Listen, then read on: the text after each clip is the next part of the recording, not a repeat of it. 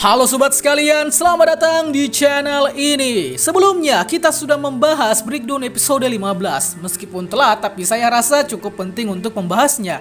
Dan oleh karena itu, pembahasan breakdown episode ke-16 ini adalah lanjutannya langsung dari pembahasan kita sebelumnya. Episode ke-16 season ke-6 ini memiliki banyak sekali yang ditampilkan. Mulai dari backstory Hawks, bagaimana cara Best Jeans hidup kembali, lalu penjelasan masalah pasca perang, hingga masalah depresi dari sang Endeavor. So, maka dari itu, langsung saja kita breakdown episode ke-16 ini. Tapi sebelum lanjut, subscribe channel ini biar admin makin semangat buat kontennya. Dan mari kita mulai.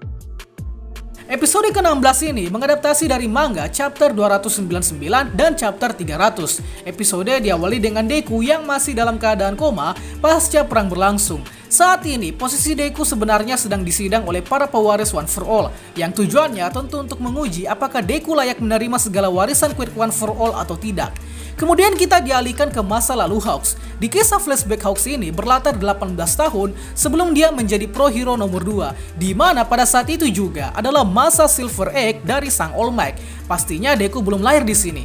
Jika kalian perhatikan, ini adalah klip dari episode pertama season keempat, tepatnya pada saat insiden penyelamatan korban ledakan di suatu pabrik. Nah, yang diselamatkan oleh All Might ini adalah bapak dari si Taneo, yang jika kalian ingat juga, Taneo ini muncul di episode 1 season keempat sebagai seorang jurnalis yang memata-matai Deku. By the way, Taneo ini punya quirk lensa kamera, yakni quirk yang dapat menciptakan lensa kamera apapun dan kemudian dapat memotretnya. Keren banget ya kan? Di posisi ini, Hawks lebih terkesima dengan aksi dari Endeavor. Maka dari itu, dari sinilah Hawks mulai meniru kebiasaan Endeavor. Tapi sayang sekali, usaha Hawks atau Keigo di sini mengundang amarah bapaknya. Sebab ya, bapak dari Keigo atau si Takami ini adalah villain yang buron. Nah, jika kalian perhatikan, kedua orang tua Hawks ini memiliki quirk pula. Mulai dari bapaknya Hawks yang memiliki quirk semacam sayap burung di lengannya, dan ibu Hawks yang memiliki quirk berupa bola mata tambahan yang melayang di udara. Kedua quirk ini nantinya akan menjadi dasar mengapa quirk Fire Swings milik Hawks menjadi salah satu quirk terkuat yang pernah ada.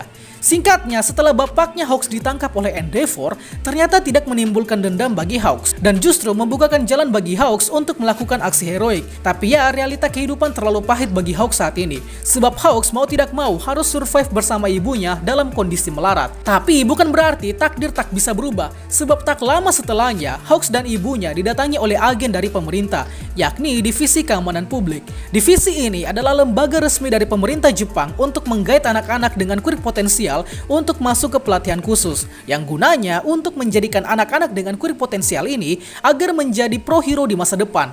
Salah satu yang menjadi bagian dari program ini selain Hawks adalah Lady Nagan. Tawaran dari agen ini akhirnya diterima oleh Hawks sebab imbalannya adalah memakmurkan ibunya dari kemelaratan, tapi dengan konsekuensi yakni Hawks harus memutus hubungan keluarga bersama ibunya. Ya, mau gimana lagi ya, posisinya benar-benar argen di sini. Sebab jika Hawks menolak, maka Hawks dan ibunya bisa dituntut karena menyembunyikan bapaknya yang kriminal. Pokoknya Hawks akan dijebak lah. Hawks tentu juga setuju-setuju saja, karena ini semua demi memuaskan ambisinya untuk menjadi seperti Endeavor, sang pahlawan terbaik menurut pandangannya. Kembali ke masa kini, Hawks sedang menjelaskan perihal bagaimana Best Jeans bisa hidup kembali. Dimana sebelumnya kita tahu bahwa Hawks membunuh Best Jeans sebagai syarat kalau Hawks benar-benar membelot ke Lake of Villain. Tapi kemudian Hawks menghidupkan kembali Best Jeans dari mati surinya dengan memakai teknologi pembuatan Nomu. Lantas timbul pertanyaan, untuk apa dulu Best Jeans dikurung dalam tabung Nomu milik Dr. Garaki? Tentu saja adalah untuk menjadikan Best Jeans sebagai Nomu superior. Singkatnya, di perjalanan mereka dihadapkan oleh villain yang barusan kabur dari penjara. Dan villain ini adalah Glutton Boy atau Cuisine Boy, yakni kelompok villain yang tugasnya mencuri makanan. Jika kalian perhatikan, kondisi perkotaan saat ini masih terlihat aman. Ini disebabkan karena baru 2 hari setelah insiden pembobolan penjara. Jadinya nanti saat Deku keluar dari sekolah UA, baru akan terasa dampaknya. Beralih dari perkotaan, kini Hawks dan Best Jeans sampai ke rumah ibu Hawks. Di sini Hawks mendapati kalau ibunya telah diculik oleh anggota Paranormal Liberation, yang tentu ini diperintah oleh Dabi. Dan oleh sebab itulah Dabi bisa mengetahui apa nama asli dari Hawks, yakni Keigo Takami. Kemudian di salah satu scene kita dapat melihat Hawks bocil yang sedang menolong orang banyak dari insiden kecelakaan brutal.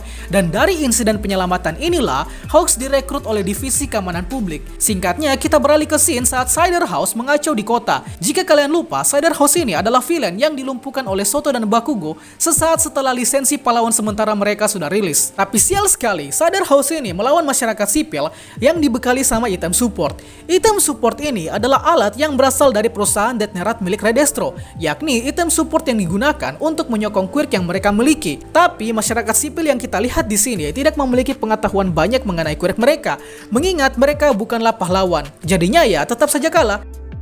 Beralih ke scene selanjutnya, kini ada konferensi pers Yoroi Musa yang hengkang dari pekerjaan pro hero, di mana Musa memilih pensiun karena tak kuat dengan kondisi kejatuhan hero saat ini. Dan ada banyak sekali hero-hero selain Yoroi Musa yang melakukan hal yang sama. Oke, saya memandang ini cukup teoritis. Apa sebenarnya yang terjadi pada Musa? Mengapa veteran hero ini memilih pensiun? Apakah karena ada rencana di balik itu atau dia adalah bagian dari rencana All For One? Ya, kita tidak tahu pasti, tapi Musa sampai saat ini tidak diketahui apa quirk dan bagaimana dia bisa menjadi pro hero peringkat 9 terbaik di Jepang. Di sisi lain, di kondisi saat inilah, Stain akan muncul kembali. Karena masa-masa seperti ini adalah waktu yang tepat untuk menyaring mana hero sejati dan mana hero yang palsu.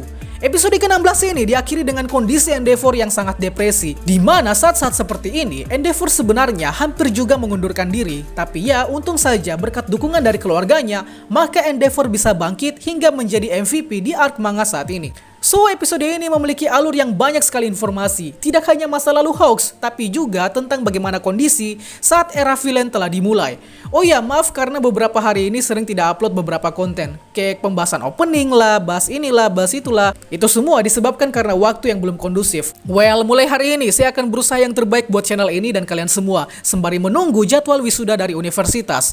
Itulah pembahasan kita pada kali ini. Sanggap apabila ada yang kurang, request juga di kolom komentar untuk pembahasan selanjutnya. Dan akhir kata, see you next time.